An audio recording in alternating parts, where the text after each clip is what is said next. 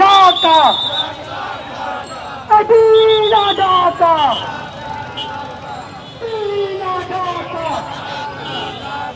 Medina Dhaka Medina Dhaka Medina Dhaka সংগ্রাম সংগ্রাম দালালিনা রাজপথ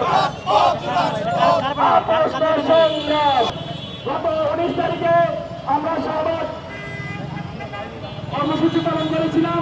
আমরা বলেছিলাম এই উপদেষ্টা সরকার ভেঙে সকল রাজনৈতিক দলের অংশগ্রহণে একটি শক্তিশালী জাতীয় সরকার গঠন করতে হবে।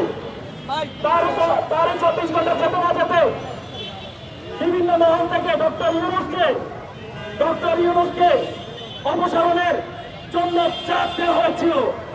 আপনারা দেখেছেন তাকে বাংলাদেশ পরিচালনার জন্য কিভাবে দেওয়া হয়, সেই জায়গা কিছু কিছু মহল তৈরি করেছিল।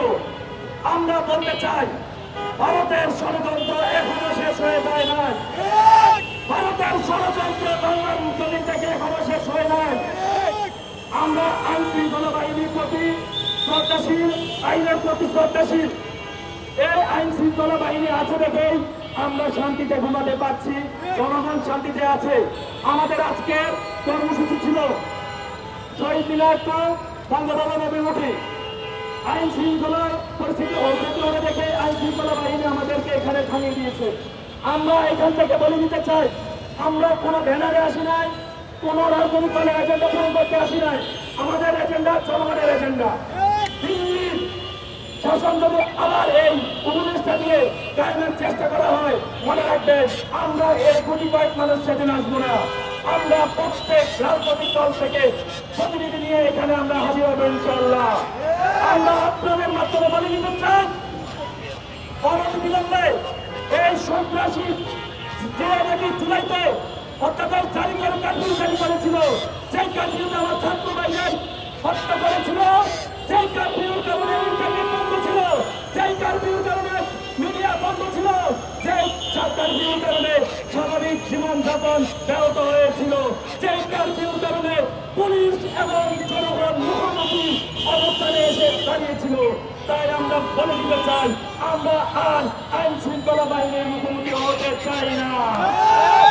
আমরা চাই রাষ্ট্রের শান্তি শৃঙ্খলা।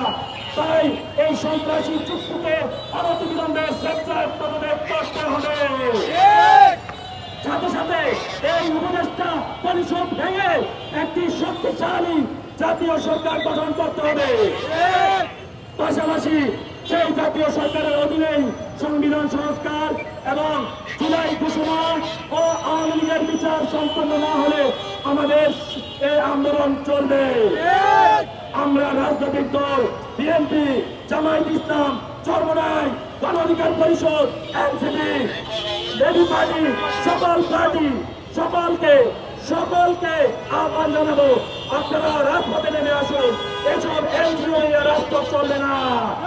রাষ্ট্র পুনর্গঠনে অবশ্যই রাজনৈতিক প্রতিনিধিদের লাগবে, জাতীয় সরকার গঠন করা লাগবে। আমরা আগামী পরশুদিন জাতীয় প্রেস ক্লাবে বেলা 3 ঘটিকায় চোখে কালো কাপড় বেঁধে প্রতিবাদ কর্মসূচি পালন করব। সেখানে সকল রাজনৈতিক দলের প্রতিনিধিদের আসার আহ্বান জানিয়ে আমরা আজকের কর্মসূচি এখানে সমাপ্ত ঘোষণা করলাম। ধন্যবাদ। For more updates, follow us on Facebook, subscribe our YouTube channel, get the latest update on www.daily-sun.com.